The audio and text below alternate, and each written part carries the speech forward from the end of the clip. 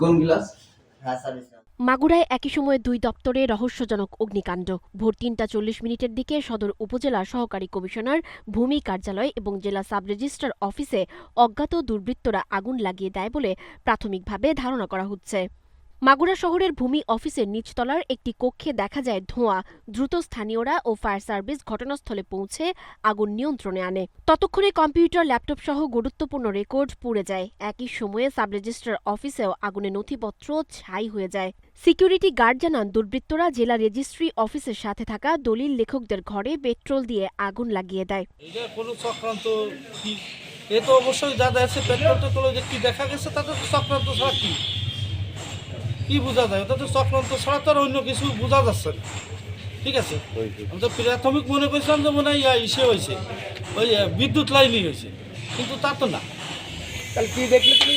দেখলাম ওই যে পেট্রোলের বোতল টোতলও পাইছে অন্য লোকে পাইছে।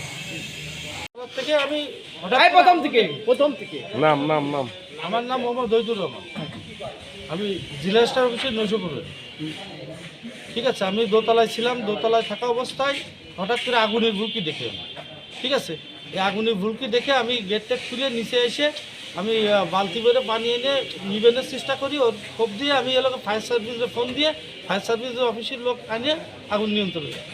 কয়টার সময়? ওই 4:30-35 এরকমের হবে।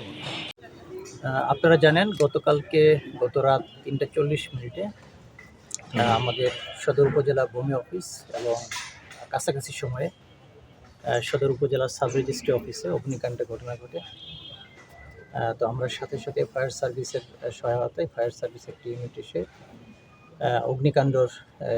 অগ্নিকাণ্ডটা নিয়ন্ত্রণে নিয়ে আসে এবং সার্বিক অগ্নিকাণ্ডে আমাদের একটি রুম, উপজেলা ভূমি অফিসের একটি রুম, সেখানে কিছু ইলেকট্রনিক্স সামগ্রী, কম্পিউটার, মনিটর, সিপিইউ বা অন্যান্য প্রিন্টার এবং অন্যান্য দুই একটি গুরুত্বপূর্ণ নথি ক্ষতিগ্রস্ত হয়েছে।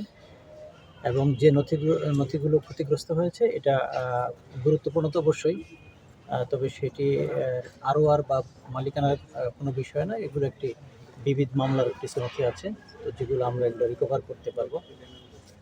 তবে এর মাধ্যমে বিষয়গুলো আমরা ঊর্ধ্বতন কর্তৃপক্ষকে জানিয়েছি এবং এই সার্বিক অগ্নিকাণ্ডের ঘটনায় বিভিন্ন সিসিটিভি ফুটেজ বা অন্যান্য বিষয়ে আইনশৃঙ্খলা রক্ষাকারী বাহিনী তারা পর্যালোচনা করেছে।